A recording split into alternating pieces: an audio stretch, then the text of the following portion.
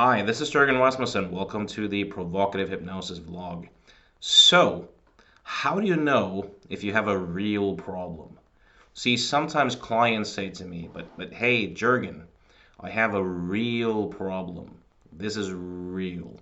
Now, here's a frame that I have found very useful, both in my own life and in my client work to assess if someone has a quote unquote real problem. And it comes from the futurist Philip K. Dick. Now, by the way, why do people in the United States and the UK ever call their son Dick? We don't do that here in Norway. Like, we don't take some slang for a man's penis and turn it into like a name for a boy.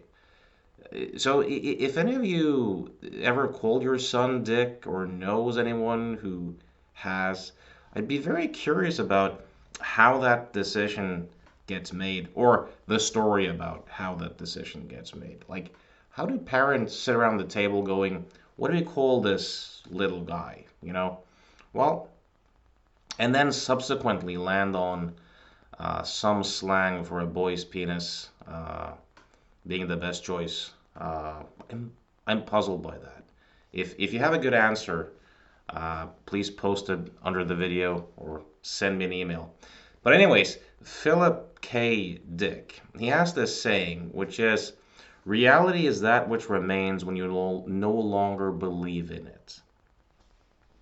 I think that's a very useful one. It's a very pragmatic definition. So not long ago, I worked with a guy who stuttered, and he would say to me, "Oh, this is a real problem. Whenever there's a word that starts with the letter V or E, I block, I stutter. It's real." I said to him, "It's not actually real. I'll help you discover how it's not." Now, I noticed that every time he blocked, he would stop breathing. So I know that it's just the anticipation that he's going to block on that particular word, and then feeling and living as if it's true. So he anticipates it, stops breathing, and then he blocks. So I helped him to regulate his breathing properly and to attend in a slightly different way, and he discovered that he could say words starting with E and V completely fluently. So I helped him discover that the so-called real problem had no existence outside of the thought that made it up. Meaning, every time he had that thought and believed in it and felt and lived as if it was true, it seemed real. But it had no existence outside of that.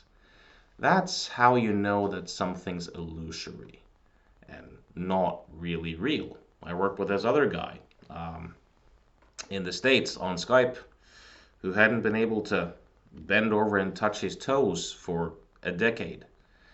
And he had had the belief that certain structural abnormalities in his back was the source of the pain. And I've helped him see that they're not. By the way, they almost never are.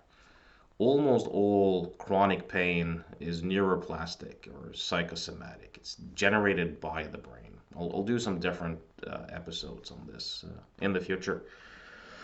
Um, and that it's really based on fear, meaning in chronic pain, people's brains interpret neutral nerve signals from the body as if there's a threat there. So the fear comes in, they get more pain sensitive, and then there's this fear pain loop that happens with chronic pain. You can break that. So when people like him say, when I bend over like this, or when I sit in this particular chair, or if I stand like this or move like this, I get pain, seems like a real problem. But once I educated him, and I was able to get him into a kind of pissed off state, a kind of angry state where he would tell his brain to fuck off with the pain. And he discovered that he could do all sorts of movements, including touching his toes, with no pain whatsoever. So I help people do that regularly. Sit in that chair. They may have had a thought created association for a decade that says sitting in that chair or moving like this creates pain, and it seems real, but it has no existence outside of that thought. Meaning, as long as they anticipate it and believe it, they fear, their pain circuits get active, and they feel the pain. But outside of that thought construct, it has no reality whatsoever. If you adopt this frame in your client work, you might be surprised by just how deep it goes and how useful it is.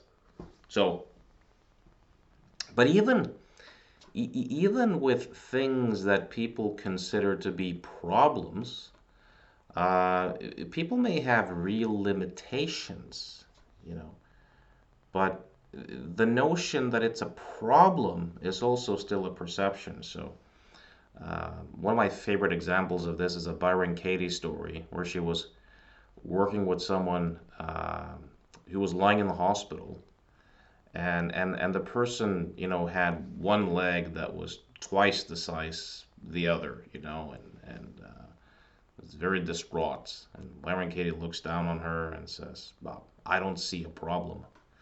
And this particular woman, gets furious and says, "Are you blind? Like, can't you see?"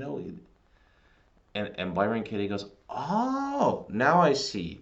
You have this belief that that leg should be as big as that leg."